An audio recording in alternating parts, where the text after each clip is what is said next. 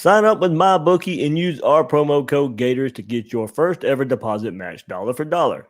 Bet anything, anywhere, anytime with MyBookie. Get the Manscaped Performance Package at manscaped.com for 20% off plus free shipping when you use code GatorsBreak20. Want more Gators Breakdown? Join Gators Breakdown Plus. Starting at $3 a month, get access to unique episodes, plus a blog, chat room, giveaways, shoutouts, and more. Gators Breakdown Plus is furthering the interaction with fans and listeners like you. Head to GatorsBreakdown.supportingcast.fm to join Gators Breakdown Plus today.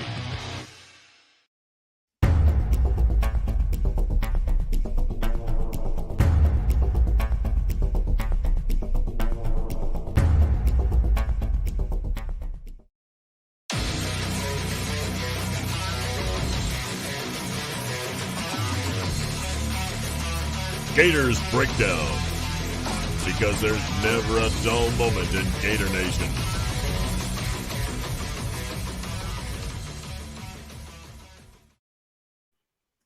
The Gators Breakdown podcast is ready to go. I'm your host, David Waters, and you can find me on Twitter at GatorDave_SEC. Join me here on this Monday night edition is co-host Will Miles. You can find him on his site, readandreaction.com. On YouTube at Read Reaction, and his Twitter handle at Will Miles SEC. Will you? I mean, I think you slept the whole bye week, is what you tell me. I think you just slept through it all. I just didn't stay up late writing. I had all these plans to write stuff, and then, when it came time to write, I was like, "Nah, I think I'm gonna go to sleep." But I thought about going wakeboarding. I thought about going wakeboarding and tweeting video of me doing it, but I figured that might be a little bit overboard. So, plus it's getting cold up here. So, it was nice to have a little bit of time off. I did get to sort of passive aggressively watch Garrett Nussmeier play quarterback for LSU, so that was kind of fun. There in the fourth quarter of that one. I feel kind of bad for the kid because he's never done anything to me, but his dad has definitely done things to all of us, and so it was kind of fun to see. It was like 4th and 26. Be like, I wonder if they'll run play action here. Speaking of that game, Ole Miss LSU, that was kind of the result we thought we might get with Florida LSU, but no. LSU reverts back to the team they were before Florida. Imagine that, the week after Florida. I mean, turns out when you can stop a counter, all of a sudden the run game for LSU goes away. It's a miracle of film study. Yeah, it makes it even more maddening. I said it on the Twitter Spaces chat this morning. I was like, man, you don't want to use the transitive property too much. It can really get you in trouble, but you have to put it together here. I mean, what LSU was not doing before Florida, what they didn't do the week after Florida. I mean, oh man, I mean, come on. Yeah, the difference is Florida actually did have LSU kind of on the ropes there in the first quarter before LSU figured out what they could do in the running game. There was a ball that Jeremiah Moon missed that could have been an interception, and then and without having a guy who could really put his foot on their throat, Florida struggled. And Ole Miss has that guy, right? Matt Corral is quite capable of making sure you're down 21-0 before you know what hits you, and then you're playing catch up. And LSU isn't built like that. And so, they're not a very good running team, but they're not really that great a throwing team either. It's sort of a putrid offense overall. And so you get them down by a couple of touchdowns, and they're going to really struggle. Florida could never do that, right? They got up 6-0, missed the extra point, and then LSU was able to pull ahead, 21-6. And at that point, Florida was playing catch up, which is exactly where LSU wanted them. So different games, different guys behind center. And I think, the reality is if Florida had a guy like Matt Corral behind center the entire game against LSU, then they probably win that one. But, like I said last week, we learned a lot. It stinks to learn when you're losing. But we learned a lot in that game, and hopefully Mullen and his staff learned a lot in that game as well. And we'll see some of those changes against the Bulldogs. Yeah, we'll get into it. You mentioned a quarterback playing the whole game. Will we finally get that here? A switch at quarterback, maybe. Dan Mullen, non-committable statements here when he talks quarterbacks for the second week in a row now. Last week it was the SEC teleconference. This week his normal Monday press conference ahead of a game. So we'll get into that. Mullen's comments on the quarterbacks, not necessarily saying who will start between Emory Jones and Anthony Richardson, but did say both will play. I guess we'll keep him at his word on that. But we'll get into all those comments right there. And also just opening up the offense a little bit too. I threw some stats out there on Twitter, Will and I will get into. Threw those stats out there last week as how much this offense opens up with Anthony Richardson. And also we'll get into Will's latest at readreaction.com and analytics, and maybe not telling the complete story with these Gators. It is in some way it's not. At least with the 4-3 record, it's not, Will. So we'll get into it. Good work there. I know a lot of people have been reading it and sharing it all over the Gators Breakdown Plus board, the Discord server, and I know out there on Twitter as well. So good work there, and we'll get into that one. No, it should be fun. Yeah. Plenty to get into. We'll start there with Mullen's presser here on Monday. Still not naming a starting quarterback, Will, and the plan is to play both quarterbacks like last week. The message is the same. Quote from Dan Mullen, "We're going to keep playing them the same way." Mullen said, "We plan on playing both of the guys like we have." Now, look, of course, well, I think you can look at this. So sometimes what we do here on Gators Breakdown, we give the look from both sides. So some of this could be, of course, to make sure both quarterbacks are ready to go just in case of an injury. Been told the reps are 50-50, more so than they have been, where they are getting more right now than he was earlier in the season. Quote from Dan Mullen here to even more on Monday. "You've got to get both guys ready to go play. We both get guys a lot. We get both guys a lot of reps. Maybe it's probably a little bit more even than a lot of other places where like the starter gets a lot of reps and the backup gets minimal reps. The quarterbacks, we try to keep them even so they're both ready to play. You're a snap away from getting those guys on the field. So you kind of do that with a lot of positions across the board. You roll them through to get the reps to get them ready to play." Now, it was asked, Will, what if one quarterback shows the hot hand?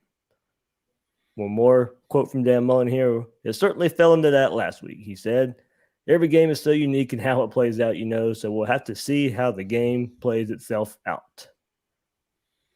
So some more talk from Dan Mullen and quarterbacks, not necessarily naming a starter, extending what he said last week. And now, look, I know many would have loved for Mullen to come out and name Richardson the starter. I would have loved it too, but it's not going to happen the week of the game. Now, I don't think it makes any difference at all if you win or lose this game versus Georgia. But in announcing a starting quarterback, it doesn't matter. Mullen can name Jones or Richardson the starting quarterback. That's not, doesn't mean or not mean or not announce it. It doesn't mean Florida's going to win or lose versus Georgia. You got to go out there and play the game. But all these coaches look for any advantage they can think of and try and take advantage of it. So I don't blame Mullen. The team may know and won't say anything. We didn't get either quarterback for today's media session. So, for me, not naming a starter, we'll see where it goes. The plan to still play both quarterbacks is out there. That probably irks many more so than anything out there. But even that's part of the off-field strategy for Mullen. If AR is going to start and play the whole game, you're definitely not going to let that out. But as I said, that type of holding back, that's not going to determine if Florida wins or loses the game. It's going to be because the quarterback went out there, performed well, played well, took advantage of his opportunity. Now, not because of what Mullen says or does or says in a press conference. Now, I know the PR would have been great for at least from the fan base side of things if Mullen comes out and says, we're gonna roll with Anthony this week. But you can't really expect that right here. No, I mean, the fact that they still have Todd Grantham as defensive coordinator is proof that they don't make changes for PR's sake, because if they were going to make changes for PR's sake, they would have left him on the tarmac with Ed Orgeron there when they left Baton Rouge. Hey, no, I mean, coaches shouldn't make decisions based on PR. I'm just saying it would have been a great PR move, but just because it would have happened, not necessarily you make it because of PR.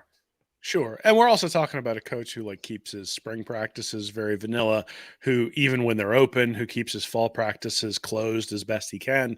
So this has always been sort of a strategy. And, granted, if you're choosing between Emory Jones and Kyle Trask, it probably makes more of a difference for Georgia in terms of who they're preparing for, as opposed to Anthony Richardson and Emory Jones, where they're going to prepare relatively similarly. Though obviously the quarterbacks do things a little bit differently because the results have been very, very different. I think it's obvious to anybody who's watched all season long. It's obvious to anybody who watched the LSU game who the starter should be. I suspect it's also obvious to the players. That's really the danger here, is that if you go out there and try to play guys, half and half in this game, that's going to be difficult, just because I think the players understand that you can't go out and preach that the best players play and then not have the best players play, and that can look negatively upon the coaching staff and that sort of stuff. But at the end of the day, I expect to see Anthony Richardson. I expect to see him a lot. And to be honest, Florida's got one shot, and that's to have elite quarterback play in this one when it comes to beating Georgia. It's going to take every single drive. You got to maximize every single drive, which is why you can't screw around. You can't sit there and figure out who has the hot hand or anything like that. You got to go, look, I'm either going to let my young guy work his way through it, or I'm going to have the veteran in there. And if you try to have half measures, it's not going to work, because Georgia, you start looking at the Georgia stats and you go, all right, this is going to take a complete game from Florida to win. And Florida hasn't played a complete game all year. And so hopefully they can put it together against the Bulldogs for a full 60 minutes, but they haven't done it against Vanderbilt. They haven't done it against Kentucky, haven't done it against Alabama, haven't done it against LSU. The idea that they'll be able to do it against Georgia with Emory Jones at quarterback for a significant amount of time, I think is probably relatively foolhardy. Yeah, Anthony Richardson might make some mistakes. At the same time, he's going to make some big plays, and those big plays give you a shot, because, Georgia, both on the offensive and the defensive side of the ball, has been very, very good this year, but they haven't played an offense that even statistically is as dynamic as Florida is, with as much as Emory Jones has played. If you can even soup it up a little bit more with Anthony Richardson, then it's something that can at least be a true challenge for the Bulldogs on defense, because they aren't giving up anything yet thus far. Yeah, certainly. That's one reason we want Anthony Richardson, because we think he makes that difference there in a game. You're going to need that difference on offense. And Mullen did say, this is really playing coy, and look at it, just going in with the press conference of, we haven't game planned the first play of the game yet, so that's why we don't really know who the starter is. Really? I mean, does it really matter what the play call is of who's going to be the quarterback there? So, look, I know, the fan base was getting a little frustrated listening to Dan Mullen's press conference live there. You can watch it on YouTube while we're sitting there peppering him with questions a little bit. But, well, that is part of it. He's not going to reveal a game plan. He's not going to cater to what the fan base wants, especially, this week going against the best defense in the country, the best team in the country. If anybody expected him to come out and name the starter, I don't know what to tell you, especially given Mullen's history. He's just not going to. And I know it upset some people. And like I said, it would have been a great PR move, not for the sake of PR, but just, okay, I've seen enough. And I think that's where a lot of people come from. Well, they've seen enough to where they would themselves, if they were in Dan Mullen's shoes, name Anthony Richardson to start the quarterback right now. But given just the timeline of where it's at, it doesn't really benefit Florida. It doesn't hurt Florida to not do it. But I'm sure the team knows. I'm sure the team can glean through practice last week and this week. Right now, this guy had to practice about an hour and a half ago. I mean, I'm sure they can tell whether the reps will be split even more. You can expect a whole lot of both quarterbacks, or maybe you do finally get Anthony Richardson a bit more after him playing those those stretch of snaps in the second half. Yeah, I mean, at the end of the day, this is who Dan Mullen is. He has never been one to try to score PR points, at least not ever since sort of the first year when he was talking about thumb wrestling. I think that did win some PR points. But, last year, obviously, he even has acknowledged that some of the things that he did behind the microphone and then even on the field sort of blew up in his face. And I think he's just basically sort of decided, I don't care anymore. I'm going to criticize no matter what I do. So I may as well just do what I want to do. And that's sort of what we're seeing at this point. The reality is that if you beat Georgia, no one's going to question whether you were surly during a press conference. In fact, they'll probably call you colorful for being surly at a press conference. And if you're surly during a press conference and you get beat like a drum by Georgia, well, then it won't be seen as colorful. It'll be seen as surly and ornery and unbecoming of the Florida head coach.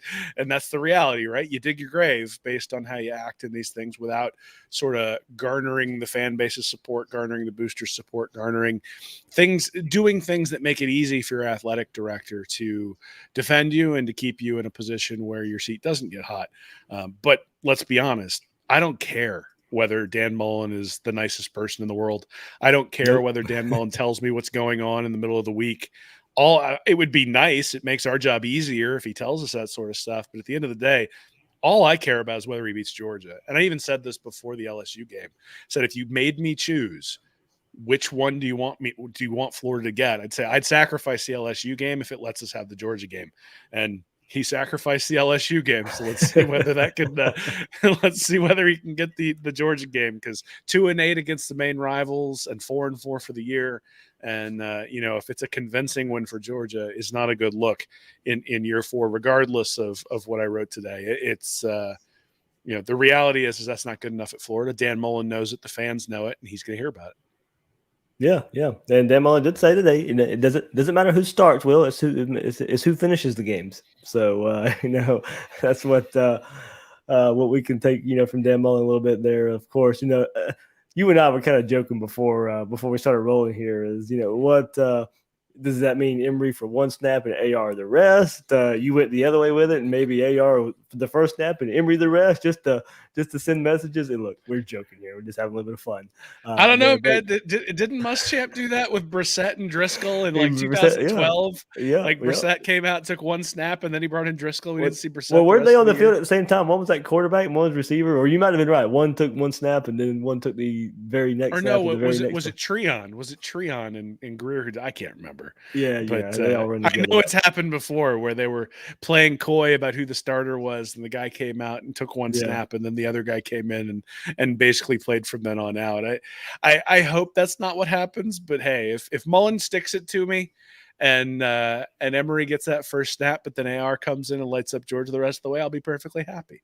To be honest, look, I think Emory Jones will do a decent job if they give him the entire game against Georgia. I do. I think he'll do a decent job. I don't think decent is anywhere near enough to beat this Georgia team, and that's the problem. Is that Florida might put up 21 or 24 points, but you're going to lose by 20 if you do that. And so you're going to have to. I agree with you there. I don't see that. Look, I think one of the things is that the reason that Anthony Richardson is getting so much attention is because of how explosive he is, and because of the really superstar type numbers that he's put up when he's gotten real opportunities to play. Yep. And we all know that Mullen needs a superstar to sort of offset some of the talent deficits he's got with some of the big boys. We know that's a requirement. And Emory Jones thus far in the 7 games this year has not shown an ability to be that kind of difference maker. I do actually think he's been a relatively decent game manager, minus the interceptions. And the interceptions have been killers, right? I mean, the interceptions are terrible. You can't have those. But at the same time, it's a learning curve. And I do think at some point he would probably be able to figure out how to eliminate some of those mistakes with more and more playing time. Again, not going to work against Georgia. I think at the end of the day, that's where I'm at. Yeah, like the rest of the season after Georgia, he could be that game manager and probably win out the rest of the way. Not Saturday. Well, we shall see, my friend. We shall see. If they give him 50% of the snaps, you're either not going to want to, or you're going to want to be paying very close attention to my Twitter timeline. That's all I can say, because it's clear who needs to be the starter at this point. And that again, I don't think that's denigrating Emory Jones. I actually do think he's played decently. The problem is you got a superstar sitting over there who's only got 37 throws all season long, and we need to have that be 137 by the time the season ends. Yep. All right, so we'll get into the explosiveness of AR a little bit. We got to ask Mullen about Anthony Richardson and him moving forward. We did get to dive into Anthony Richardson just a bit more with Dan Mullen today ahead of Florida, Georgia this weekend. But before we get there, what is a lock? A lock is simply put a bet you cannot lose. And with MyBookie, you can't lose with the NBA lock of the season. When you bet on either team to score between the Dallas Mavericks or the Denver Nuggets this Friday, you win. An NBA game has never gone scoreless, so this is a sure bet.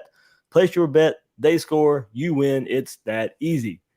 Get paid Friday, wake up Saturday, and throw down on UFC 267. This weekend, MyBookie is also giving all users a $100 risk-free wager on the light heavyweight championship fight between Jan Blachowicz and Glover Teixeira. So don't wait. Head to mybookie.ag now and use promo code Gators and get in on that NBA lock of the season. That's promo code Gators. It's a lock. Get your season started with a win, and you can thank me later. College football, the NFL, the World Series, NBA, NHL, You can bet on it all at my bookie. Bet anything, anytime, anywhere with my bookie. In this football season, you know what that means? It means we're going for two here with the sponsors for today's show.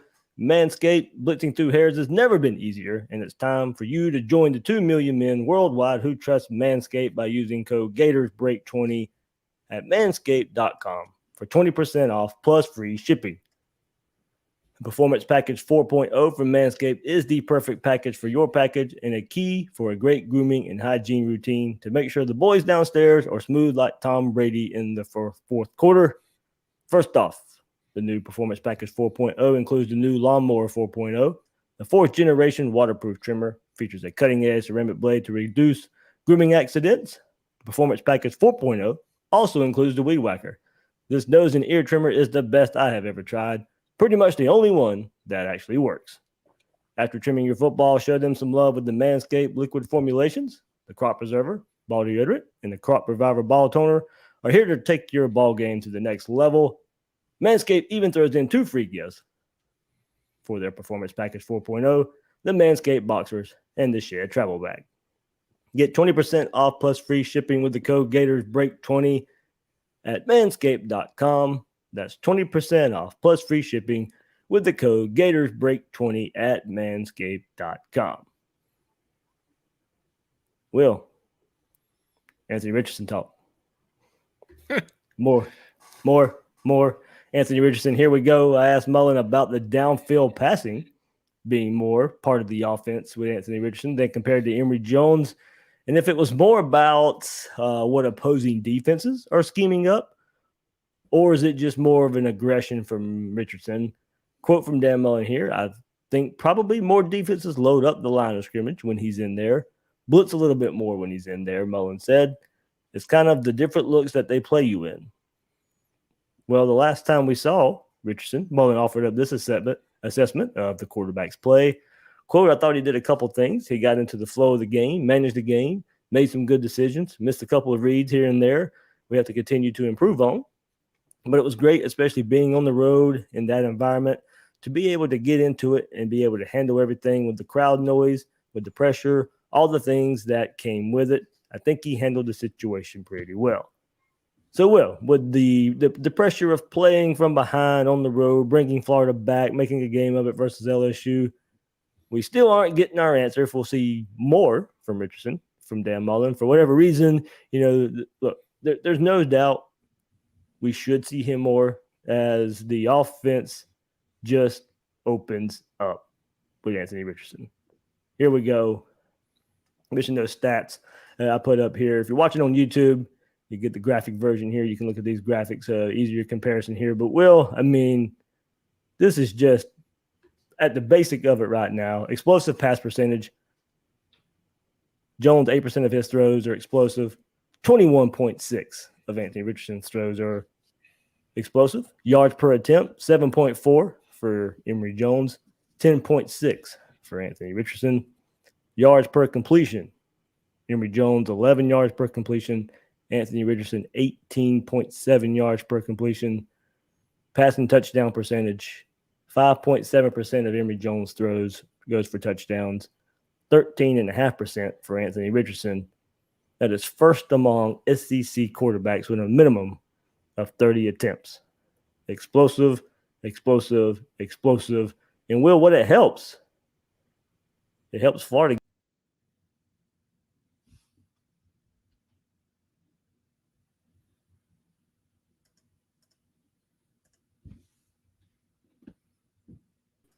I don't know what happened there, but I got kicked out for a second. I got kicked out of my own podcast there. Hey, you're back. I am back. Got kicked out of my. So where did we leave off there? Explosive. Okay, there we go. Perfect transition. Because look, it helps you get the number one wide receiver involved as well. Yeah, I don't know what happened there, but anyway, back at it. So gets number one wide receiver back involved. Jacob Copeland stats, as I said, opening up the offense right here. Well, there it is. Jacob Copeland's numbers there. I mean, it's the difference that we see here between these two quarterbacks and opening up this offense helps the number one receiver, Jones to Copeland, 16 of 25, 211 yards, and a touchdown. 8.4 yards per attempt for Jacob Copeland from Emory Jones, 13.2 yards per completion. And the reason I added this, 7.1 yard average yard to gain. Just to kind of compare, you don't want to have 3rd and 13 for Anthony Richardson or whatever, and that kind of forces Anthony Richardson to throw deeper. No, pretty comparable here as far as yards to gain when throwing to Jacob Copeland. But Anthony Richardson to Jacob Copeland, 7-9, 212 yards, 3 touchdowns. So go back, compare that to Emory Jones. Jones to Copeland, 16-25, 211 yards. Richardson to Copeland, 7-9, 212 yards. So many less completions and 1 more yard and 2 more touchdowns there for Anthony Richardson to Jacob Copeland. 23.6 yards per attempt, 30.3 yard per completion from Anthony Richardson to Jacob Copeland. All that with 7.6 average yard to gain. Well, the numbers say it. The numbers show it. It is more explosive with Anthony Richardson. Gets more of the offense involved. I mean, look, we saw it with our own eyes. We see it with our own eyes week in and week out when he plays. But it's just getting everybody more involved, opening up the offense down the field. Yeah, so I think there's 2 things there. One is that Richardson just takes more shots downfield. So he's got 37 total throws this year, and 12 of them have been 20-plus yards down the field. He's completed 5 of them, but that also means that he's completed 3 touchdowns. Now, 2 of his interceptions have come on 20-plus yard attempts as well, and so there is some risk reward in that particular area. But, if you think about 12 out of 37, you're talking what? Almost a third of his throws are going 20-plus yards down the field. Some of that is design. Some of that is blitz and those sorts of things. But some of it is he's willing to let it go and willing to potentially throw an interception when he does that, but willing to get the benefits. Well, if you look at Emory Jones, he's got, 176 attempts, and he's got 14 throws, 20-plus yards downfield. And so just the willingness of these guys to go downfield, beyond just the fact that Richardson's completing them, the fact that he is willing to go downfield is going to open things up underneath in some capacity, just because, the defense is going to have to respect the entire field. The spread offense is designed to make the defense cover the entire field. Like, that is the intent. That's why it's called the spread, is because it used to be that you basically everything inside of the hashes or inside of the numbers was where you had to guard, and the defense was trying to stretch you vertically, or the offense was trying to stretch you vertically. And then the spread came along, and one of the tenets of the spread was get guys open in space. And that meant you went side to side an awful lot in those particular offenses. It's why the running quarterbacks work so well in those offenses and those sorts of things. But what happens is that you still want to make the defense cover the entire field. And that's what Richardson does by going deep. And the thing that I think is most encouraging about Richardson's time against LSU is all of a sudden he started to fill in some of those intermediate throws. So the 0 to 10 yards were places where we're basically empty, and 11 through 20 were basically empty, those downfield. Now, he didn't complete any of the ones in the 11 through 20 range, but he completed a bunch in the 0 to 10 range against LSU. He was able to make a bunch of very nice throws in those ranges, make the right reads, find the right guys who were open, those sorts of things on some of the shorter throws, which is something that you would expect him to struggle with based on what he had already done throughout the year, which was basically screens behind the line of scrimmage and then deep throws. Against LSU, he showed a little bit of the intermediate space, and I think that's important. The other thing is, so I've got something coming up this week from Bud Davis. You can check him out over on Twitter at JBudDavis. He's a statistical wizard, way more than I am. But he sort of broke down Georgia's defense in terms of a heat map, and he posted it up on Twitter as a preview today. And the places where you can get Georgia are deep left, deep right. And then on the left-hand side of the defense, basically between 10 and 20 yards. And if you think about which one of Florida's quarterbacks is going to be able to exploit that the best, it's pretty obvious, right? I mean, it's going to be Anthony Richardson is the guy who's going to be able to do that. And the other thing that you didn't mention at all in any of the explosive plays is that he's also got a boatload of running explosive plays. And that those explosive, so he's 30% of the entire offense's explosive plays. So I think you had him at like 21% of his throws are explosive, but a large portion of his running plays are explosive as well. I think he's still the second leading rusher on the team. And so even though he's only got like 17 or 18 carries. So, you have that added component as well. It's just, it's not just that it feels like the offense moves better with Anthony Richardson, it's that it does. He delivers an explosive play about every 5 plays. When you look at the number of explosives that he has versus the number of touches that he's got, Emory Jones is every 12 or 13 plays, and an explosive every 12 or 13 plays isn't bad, but an explosive every 5 plays means all you got to do is get 1 first down. And that's kind of been the way it's been, is if Florida can sort of get Richardson into a rhythm, can get 1 first down. You saw it last week or 2 weeks ago with the penalty, right? On the second down throw out to shorter, they get that penalty, and all of a sudden, bam, bam, bam, the explosives were coming. In a few of the games before that, they had some penalties that prevented them from doing that. They had an illegal motion against Vanderbilt when he ran for a first down, and so that drive stalled. Couple other times where things stalled, either because of holding penalties or some other things where Richardson was in there. Really couldn't kind of get him into the rhythm, didn't get an explosive play right off the bat. I think if you can get a couple of first downs with him, you're going to see those explosives, and they're going to come just as regularly because, let's be honest, the explosive against LSU came just as regularly as they did against USF and FAU.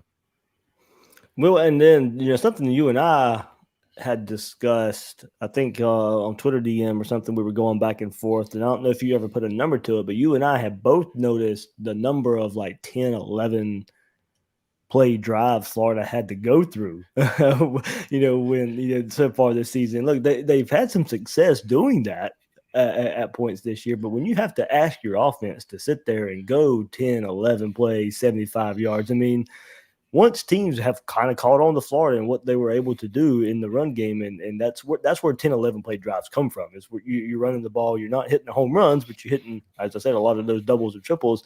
It's going to give you those 10, 11 play drives. That changes a little bit with Anthony Richardson, and it reduces your chances for mistakes. Yeah, so this was something that hit the cutting room floor for the article that I released today. But there we go. Florida has 33 touchdowns this year. The average number of yards for each of those touchdown drives is 71.4 yards. So they've had to go basically the entire field. The shortest touchdown drive they have is 30 yards, and that's the only drive that they have that's less than half the field. They have one that was 49. Right. But other than that, everything, they have 11 drives that are 75 yards or less. And then if you add in the 80 and the 90 and the 95 yards, you've got 22 of their 33 drives are 75 plus yards. The median of all of their touchdown drives is 75. So if you just look at you start on either end and you start counting. Yeah. So basically they get a touchback and they drive down the field. So this actually points to one of the areas where the defense isn't helping at all. There's no turnovers. They're not helping them get there. The special teams aren't helping them at all. There's no kick returns, no punt returns to give them good field position. They're not putting pressure on the punter to make the punter sort of flub one or get a 20-yard punt. When's the last time we saw, other than the block against LSU to open the game, when's the last time they really impacted the punter? So those are the things I think that need to improve really when you look at this, is that when you're asking the offense to have to go 75 yards, and to your point, I didn't actually do the calculation of number of plays, but when you're asking the offense to do that, and like you said, 11 for 75, 10 for 80, 15 for 88, 4 for 63, and then Anthony Richards comes in, it's 1 for 75, it's 1 for 80.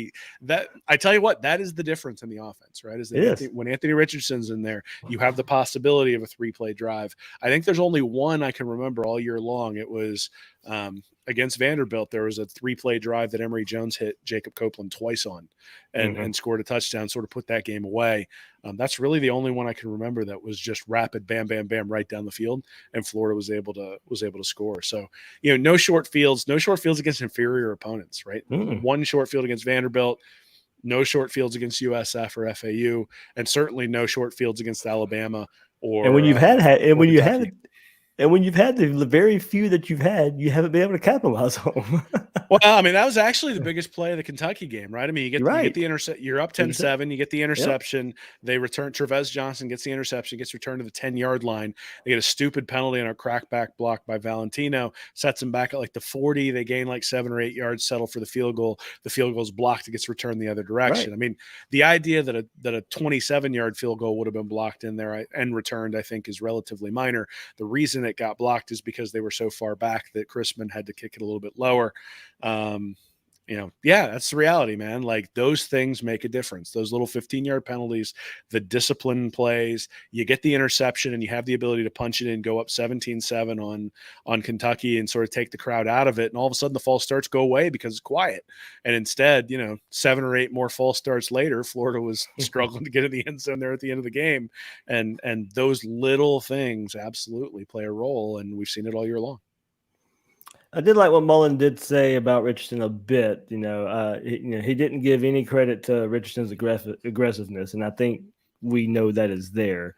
But he did say, defenses load up the line of scrimmage. They blitz a little bit more when he's in there. We definitely really noticed that versus Kentucky and Vanderbilt. Those teams, especially Vanderbilt, blitzed Richardson a good bit there. I'm interested to see how Georgia attacks that. They do blitz. They blitz from multiple angles. Mullen did bring that up today. They don't necessarily have to blitz a lot. And you got that defensive front. You don't have to. So teams have done that to Richardson. I am interested to see how Georgia attacks Richardson. Do they bring pressure, make him make fast decisions? With that heat map you brought up, I hope they do blitz and there's some one-on-one coverage on the outside and he has time to escape the pocket or just, maybe chuck it up and see if your receiver can make a play. Their one-on-one coverage on the outside. So I'm interested to see how, if he's going to be quarterbacking a whole lot, how Georgia attacks him. I'm not so sure even Richardson's going to be able to hit much in the quarterback run game. But if he can hit some of those deep throws early, he may open up some more for that running ability. Yeah, absolutely. I mean, look, I know what I would do if I was a defensive coordinator. I'd play too deep. And I would disguise it every once in a while, but stay in too deep. And then right at the last second, switch into single high every once in a while when I wanted to blitz. But for the most part, I'd play too deep and I'd make him kill me with short underneath, intermediate throws. And I think that over the course of the game, you're going to get a couple of inaccurate balls and have the opportunity to get a pick. And that's all you're going to need if you're Georgia. You get a couple of turnovers if you're Georgia, and that's going to be enough, I think, to probably turn the game in their direction. I think blitzing him is the wrong move, to be honest with you. I think you might get to him quickly. You might get a couple of big plays. But you saw the plays that caused Richardson problems against LSU was when Ojulari beat Garage and was in his face, even though it was a front four, right? Like that's what's going to worry me. Yep. And that's going to be the thing is if the offensive line for Florida can't hold up against the front four for Georgia and they don't have to blitz, they're going to be able to sit back in zones. And, that will be the telling point. If Georgia sits back in zones and Richardson's able to pull them apart or pick them apart and move Florida, even if Florida doesn't win the game, if he's able to move them down the field consistently, pick apart zones, then we got something really special because a guy who can take that Georgia team where those windows are going to be really small, find the right guy to go to against the zone based on the scheme that Florida's running out there, I think says something about his abilities. When the defense sits in single high and you've got man-to-man in a lot of different places, it's really relatively easy to know where to go with the ball. And that's kind of what we saw against LSU is they played a pretty vanilla defense, didn't do a lot of stuff post-snap, didn't really do a whole lot in terms of blitzing him. When they got to him, he was uncomfortable. Sometimes was able to throw the ball away, sometimes threw it up. But when they gave him time, obviously he was able to find the guys that he needed to get the job done. I think we're going to see some of the same thing. I think if Florida can give him time, he's going to have some big plays. He's going to hit some guys. I think he'll also probably, he threw a worm burner on one point. It was like a little curl, I think, for Copeland, maybe 20 or 25 yards downfield. And the ball went like 15 yards and sort of just skipped out to the receiver. We've seen that a couple of times with him. So certainly that is a possibility. And that I think is what Georgia's going to rely on. They're going to my guess is they'll play a lot of zone, dare him to throw into tight spaces and see whether he can do it.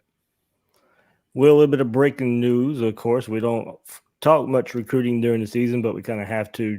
4-star cornerback Julian Humphrey decommits from Florida tonight. He was the highest rated commit in the class after highest rated commit last week. Shamar James decommitted from Florida. So now cornerback, look, this one kind of had been brewing for a little while anyway. All those visits, of course, during the fall. But Julian Humphrey does decommit from the University of Florida's 2022 class now. So big hit for the Gators. He was the 94th ranked player in the country, the 12th ranked cornerback in the country, and now decommits from Florida. So Oof, ouch. But here's the thing, Will. I think we know more than likely there's going to be a defensive coordinator change at the University of Florida. So this is the other side of that that's going to come with it. Put it this way, and I said it last week with James decommitting, Shamar James. There's two ways to look at it. Either the defensive coordinator is not going to be here. The defensive coordinator or position coach they committed to is not going to be here. So that's going to lead to decommits.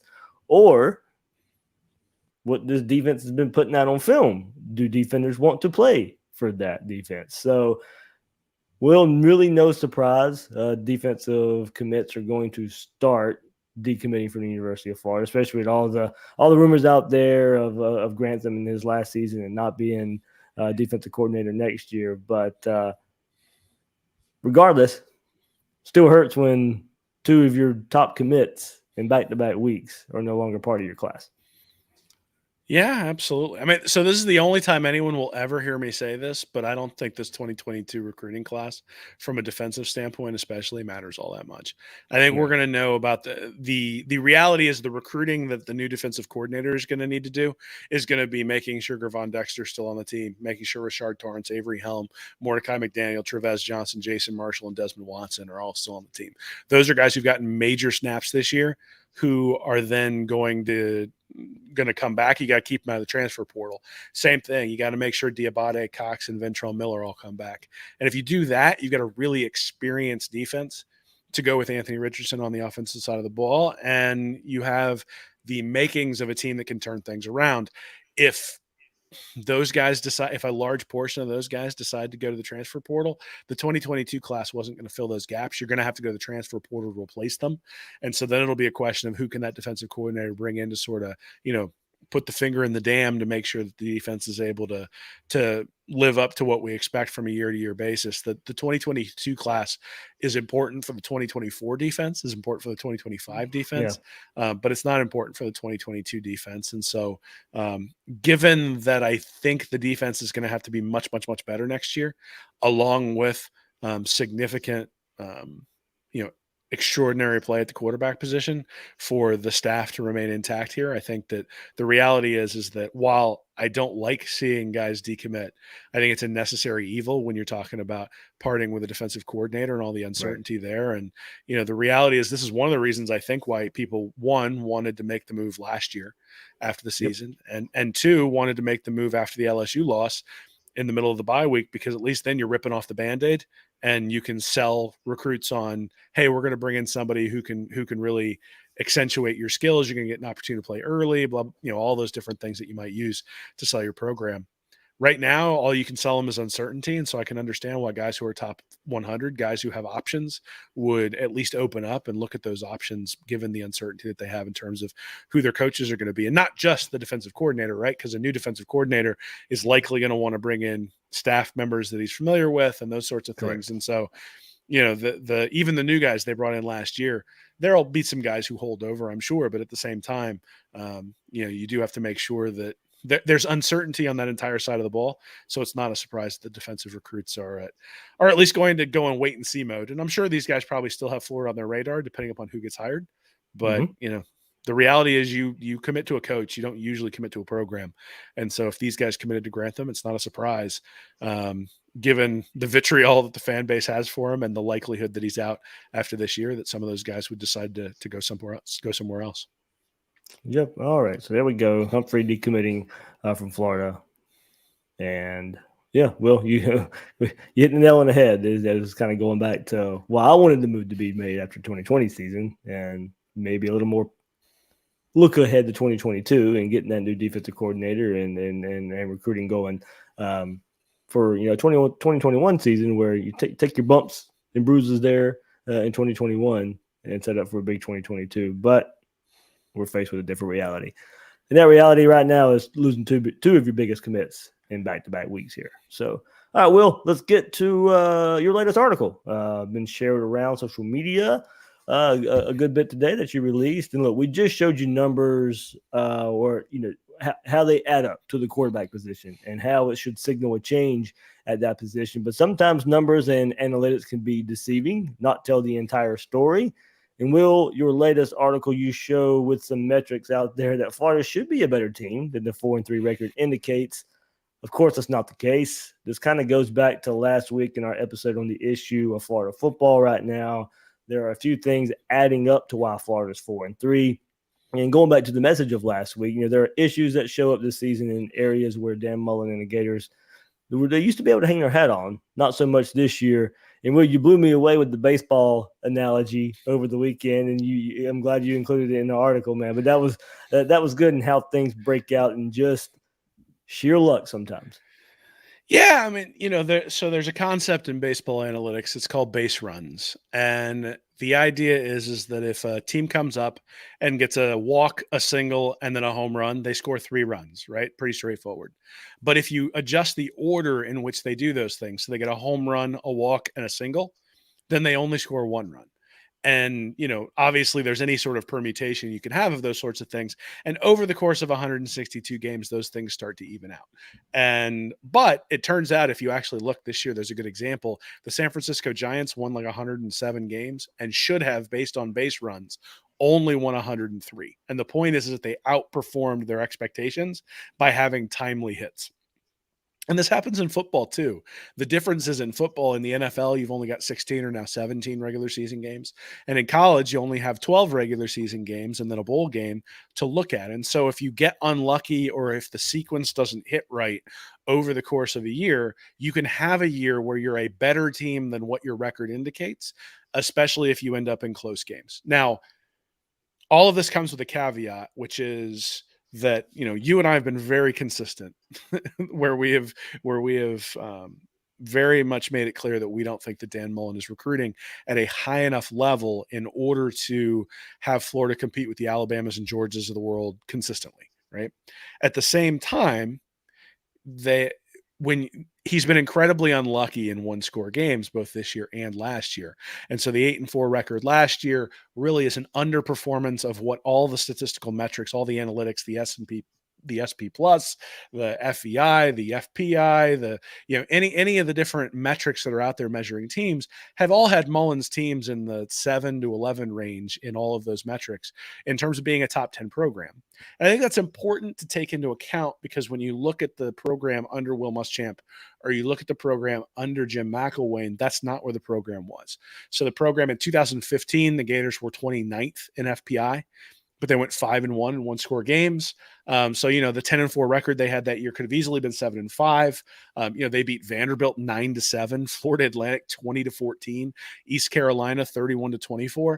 And this Florida team would take care of Vandy, FAU, and East Carolina. In fact, already took care of Vandy and FAU in much more impressive fashion than that team happened to. And because they didn't have Alabama in the regular season, because the East was down, that team goes 10-4, but had to do it with an awful lot of luck. Same thing in 2016. They were 22nd in the FPI, but they were 2-0 in 1-score games, beat Vanderbilt 13-6, and then beat LSU 16-10 on that goal line stop where they stopped Darius Geis, the hurricane relocation game and all that sort of stuff. But, what if they don't stop Geis and they lose that game? That season feels a lot different. And so, the Gators in 2018, they were 11th in the FPI, but they did win a bunch of close games. They were 3-0 in those games. They were 3-1 in 1-score games in 2019. They were 9th in the FPI. Last year, they were 11th in the FPI, but they went 0-3 in 1-score games. And now this year, the Gators are ranked 7th in the FPI. And really, if you look at any of the advanced analytics, that's kind of where they are. They're somewhere in that 7 to 11 range. But again, they're 0-3 in 1-score games, Alabama, Kentucky, and LSU. And so what that suggests is that they're better than their record. In fact, collegefootballdata.com has a really cool feature where you can look and see. It's called post-game win expectancies. And basically it says, if the game was played again and you got these exact same stats, how likely is it that Florida would win the game, or that, the team would win the game? And in the Alabama game, 91% of the time, Florida wins that game. The Kentucky game, 60% of the time, Florida wins that game. And the LSU, only 7% of the time, Florida wins that game. So the LSU game, they deserve to lose. The Kentucky game, they probably win, assuming they get a tackle on the blocked field goal. And then Alabama is a game they probably should have won based on the metrics in that game. And in fact, if they don't miss the extra point, then probably they do at least get that game into overtime. So I know 4-3 feels bad. I know no one's happy with it. I know it's not good enough. And one of the ways you avoid getting in those one-score games is by having so much more talent than your opposition that you don't get in them a lot. So the fact that I keep saying Florida went 3-0, 3-1, 0-3, 0-3 means they were playing in 3 one-score games every year. Alabama only gets in 1 or 2 of those every year. And you saw it this year. They got bit, right? They got into a one-score game with Texas A&M, a bunch of kind of fluky turnovers. Things weren't going their way, and A&M was able to put them away. And part of that is I think Alabama's not as good as they were last year. But part of it is they don't get in one-score games very often. And so even if most of the time one-score games end up as 50-50 propositions, and even if Alabama gets in, say, 2 of them, they're still going to go 1-1. And if you're the Alabama Crimson Tide, you go 1-1 in one-score games, beat everybody else, you're still in the playoff. So there is a recruiting component to this where that helps avoid get in there. But the underlying statistics, and I think this is the important part. I've been asked a lot by a lot of different people, is it time to make a change from Dan Mullen? And I think what the underlying statistics suggest is that he's going to struggle to be consistently competitive with Georgia, consistently competitive with Alabama. He's going to have to hit on an elite quarterback. But we might have that, right? And so to make a change in the middle just because he's being a little bit stubborn and not playing that guy in the year where you're already 4-3 does not preclude him from playing the guy next year in a season when the defense has a bunch of people coming back. You have a top 10 team anyway, based on all the underlying analytics, and you would expect a bounce back, and you would expect the ability to sort of, with better quarterback play, to avoid more of those one-score games and potentially play those at 500 as opposed to going 0-3, which would make this season feel a lot better. So, it's one of those things where, look, I get it. 4-3 is frustrating, but you can point to a play or two in each of the losses. I pointed out in the article, the interception that was dropped by Brenton Cox against Alabama. There was an interception dropped by Jeremiah Moon.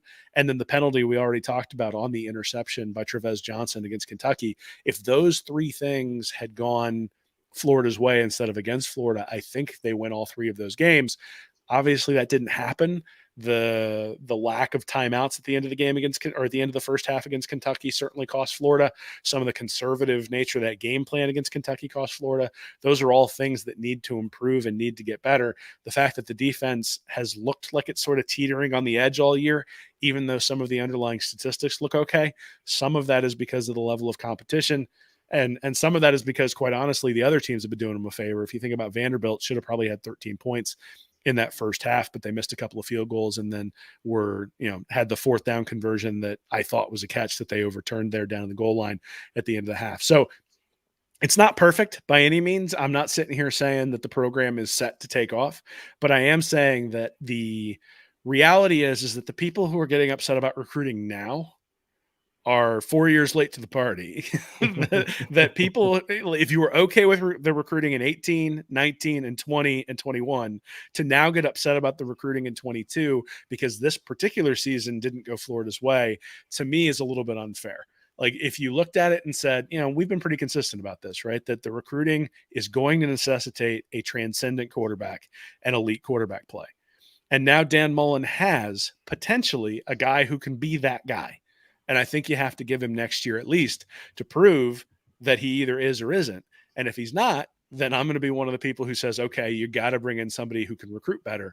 But if you bring in a defensive coordinator who can shore up that side of the ball, if Anthony Richardson turns out to be special, well, now you've got a situation like Auburn in 2010 or even LSU in 2019, where the year before those teams weren't great. They were inconsistent. They were difficult to watch. I remember watching LSU play UCF in the Fiesta Bowl the year before Burrow and LSU took off. And I was just sitting there going, I don't know how anybody can watch LSU play. They're so inconsistent. They make so many mistakes. They outgained UCF by like 300 yards in that game. This is just my memory, so maybe that's wrong. Yeah. They outgained them by a ton. There was no reason UCF should be in that game. And every time you looked up, it was just like a touchdown or a 10-point deficit for UCF. You're like, how are they not putting their foot on their throat? And it was really, really frustrating. And then the next year, nobody could stop him. And the reason nobody could stop him is because Jamar Chase took a step forward. Justin Jefferson took a step forward. Joe Burrow took about 7 steps forward. And at the end of the day, they had that elite quarterback with recruiting that was worse than Alabama, to be honest, that was worse than Georgia. But they beat Georgia and they beat Alabama because they had that quarterback play. And I think it's worthwhile giving Mullen the opportunity to do that next year as well. Good stuff there, Will. Good stuff. Good summary there of what Will put up there. So go to readreaction.com, read it, take it in. A lot of stuff there. Will has images and video there to go along with it to show those examples a bit better as well. So good stuff, Will. I was looking forward to that one once you you threw out the preview to me over the weekend. So good stuff there. Different ways to look at it, of course, as Florida sits at 4-3 heading in to the big game versus number 1 Georgia. Will, I know just a couple minutes more. What's your key to the game, man? Not to give away your preview. If there's one key, not your main key, but if there's one thing you want to put out there, Florida, Georgia this Saturday. Quarterback run game, I think, is probably on the offensive side for Florida. The offense for Florida has pretty much gone as the quarterback run game has gone. Yeah. And I don't think it's a coincidence that opened up when Anthony Richardson came in against LSU. Part of it because he's going downfield, but he also had an explosive run, a couple other runs where he was able to convert first downs where he needed like 5 or 6 yards, sort of put down his shoulder and got those. I think that quarterback run game is going to be a big deal because there are going to be times where you got to methodically move your way down the field. Not everything's going to be explosive against Georgia. And so you're going to have to give the defense a blow. And I think that'll be a big part of it. On the defensive side of the ball for Florida, I think the big thing is that the front four has to come to play. Yeah. I think the front four didn't get any real penetration against LSU. Because they didn't get any penetration, then it meant that the linebackers were isolated on those pulling guards coming around with the counter. I suspect that Georgia will run the counter 3 or 4 times there in the first couple of drives to make sure that Grantham has it fixed. He said today they worked on it. He said they've got it fixed. But I suspect Georgia will try to make that a point of emphasis early on, sort of like Florida did with the wheel route last year. And that's maybe the other thing is I do wonder whether Dan Mullen has something in store from a schematic perspective. He certainly did for Alabama. So if you think about what he did for Alabama, he freed up tight ends with sort of delayed. It was almost screen passes. Mm-hmm. It's not exactly what it was, but he had delayed releases for the tight ends. And then it was a very short throw for Emory Jones, very easy throw for Emory Jones. And if it wasn't there, he just ran. And so the first drive where Florida went down for a field goal, the tight ends were involved. We haven't really seen them involved since then. That doesn't mean that will be the wrinkle that Florida pulls into place. But I do suspect Dan Mullen's going to have a couple of wrinkles that he thinks he's going to be able to isolate some of Georgia's players on. I think, though, it's going to be Copeland, and I think they're going to try to isolate him. I think there are going to be some jump balls, and we'll see. I hope Jacob Copeland can go up and get them because I think there's going to be some opportunities, right? They're going to give some one-on-one coverage on the outside. They have all year, and Florida's got to take advantage of it. Yeah, threw up the numbers earlier in the episode. You see what happens when Copeland and Richardson hook up downfield. So it has been there, more so with Richardson to Copeland, more so than Jones to Copeland. Will, I'm looking at there, and it is funny that you bring that up, the wrinkle Dan Mullen will probably have for this game. But you and I did joke, but kind of meant it at the same time when Richardson's driving down versus LSU. It was like, oh, was he maybe saving this for Georgia, but you got to win this game anyway, so it comes out a couple of weeks early. I can see that scenario. Now that's just something you build off of with Richardson hopefully taking over at quarterback. Well, one thing I think you will want to look for is that Florida, I mentioned the tight ends, but what Florida's done the last couple of weeks is they've used the quarterback run to open up the running backs coming across the middle. And I said earlier that if I was Georgia, I'd play a lot of cover 2 and I'd play a lot of zone. Well, one way to defeat that is to send somebody right down the seam. And Florida hasn't really sent their tight ends down the seam, but they've sent the running backs down the seam. So that might, last year the running backs terrorized Georgia on the outside where they sort of picked the linebacker and then had them come around the outside for the wheel. I do wonder what I actually think they might do this year is have the running backs go down the center and then maybe have the tight ends wheel out. and then there'll be sort of a 2-man route, and you'll have the opportunity to either hit the guy going down the seam, or if they close down the seam, you'll have the opportunity to hit the tight end on the outside. They kind of did that on the touchdown pass to Emory Gamble last year when right after Kyle Pitts went out on the hit by Sign. They hit Gamble for a touchdown going down the sideline. That's kind of what I'm envisioning, is you have Gamble be the one who runs that wheel and then put the running back down the center of the field. Good stuff. Well, looking forward to the game. We'll see. Florida hopefully up for the challenge versus that defense, versus that number one team in the country. We'll be sitting there watching it anyway. Yeah, hopefully coming out with some kind of victory there. We'll take it in whichever way possible. But I mean, I will say it is a chance. It is a chance to take on the number one team and go play the game. Go play the game. I'd say based on the analytics, and again, analytics aren't everything. You still got to go out and win. But based on the analytics, Florida's the best team that Georgia's faced. Think Clemson is close. Clemson and Florida are both ranked pretty closely in terms of the overall analytics. Clemson has a much better defense, though, than offense. Florida has a better offense than defense. And if you told me which one's going to give Georgia more trouble, I would say it would be the team that has a little bit worse defense. In Florida, unfortunately, I'm not sure Florida's defense is a little bit worse than Clemson's. I think they're significantly worse than Clemson's. But the offense should be able to move the ball, or if Florida can't move the ball against Georgia, then we got to start retiring the 1980 jokes because I mean, here's the reality is that Florida is probably the best offense they're going to see this year. I think Florida's offense is better than Alabama's overall. I think the stats kind of bear that out. They're close, but I think Florida's offense is a little bit better.